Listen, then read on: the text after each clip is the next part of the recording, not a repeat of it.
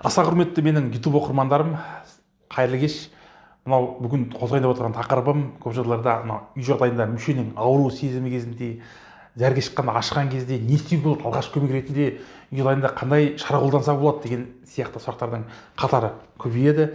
Осы мақсатта сіздерге осы видеоны түсіремін деп шештім. Олай болса видеоны соңына дейін қараңыз. Құрметті достар, құрметті оқырмандар, үй жағдайында мынау зәр шығару жолдарында ауру сезімі ашу мақсатында бүйректегі приступты уақытша қалай ауру сезімін басуға не қолдануға болады? Әрине, бірінші біз ауру сезім жүгіретін болса, аптекаға жүгіреміз. Болмаса жаңағы интернеттегі әртүрлі дәрілерге жүгіреміз. Болмаса жаңағы қазіргі мынау жасанды дәрігерлерге қаптап кетті. Әйтеуір екінің бірі дәрігер қазір. Соған байланысты бұл жерде әрине аурудың симптомдарын басу мақсатта ауру сезімін басатын препараттар қолдануға болады. Жаңағы кетонал, мошпа, папамерин сияқты аурулардың уақытша деңгейін басуға болады. Бір плюсы аурудың сезімін басуға көмегін тигізеді.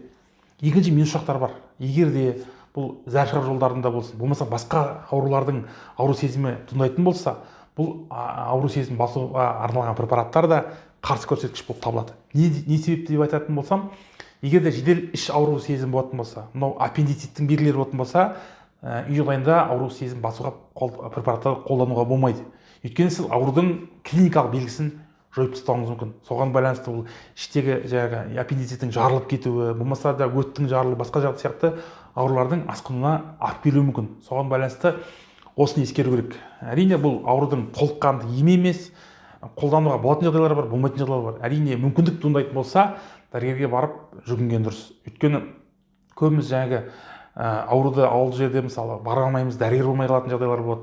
Уақытша ауру сезім басатын, енді аппендициттен басқа жағдайлар болса, мынау жедел іш ауруларынан басқа жағдайлар болса, жаңағы аталған препараттарды қолданса болады. Ол қолданғаннан кейін жаңағы ауру сезім басылады, ол ертеден қайтадан қайталауы мүмкін. Әрине, ол мақсатта міндетті түрде тексеріс керек. Өйткені урологиялық аурулардың ішінде әрине онкология аурулары бар, рак аурулары бар. Оның бетін аулақ қылсын, әрине, мынау жыныс жолдарынан қан кету арқылы жаңағы аурудың белгілері көп жағдайда білінбей жатады. Көп ерлердің арасындағы кездесетін урогенитальдық инфекциялар болсын, аурулар болсын, 80%-ке жуығы яғни анық белгісі жоқ болып жүреді. Ол симптом болмағаннан кейін жаңағы көп уақыт жүріп қоюы мүмкін. Ауру сезім неден пайда болады? Ауру сезім бұл сізге жаңағы ескерту.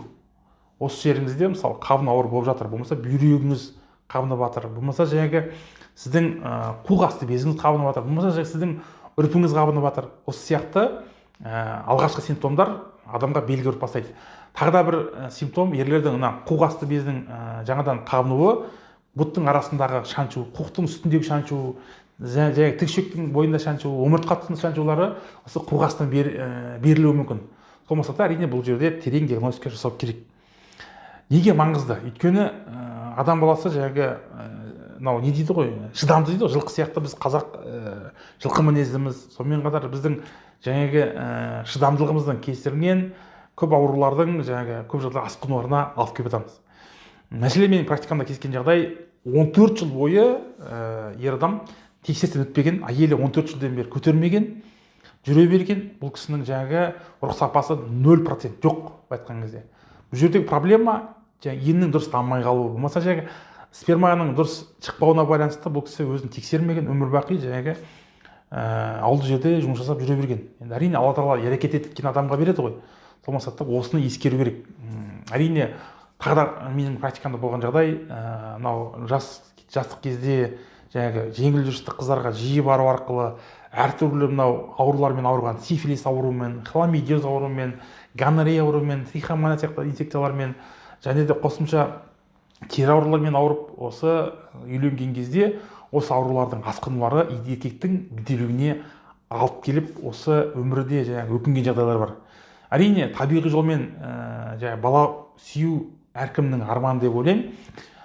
Осы жағдай болмаған кезде жаңағы экоға жүгініп жатамыз.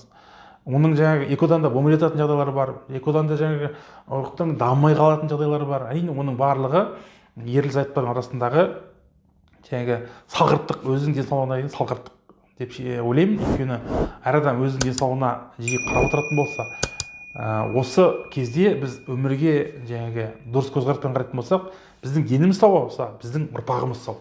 Осы мақсатта бүгінгі видеомыз сіздерге ұнаған болса, достар, астына лайк басыңыздар, біздің парақшаға тіркеліп кетіңіздер, өз пікіріңізді астына қалдырып кетіңіздер. Аман сау болыңыздар.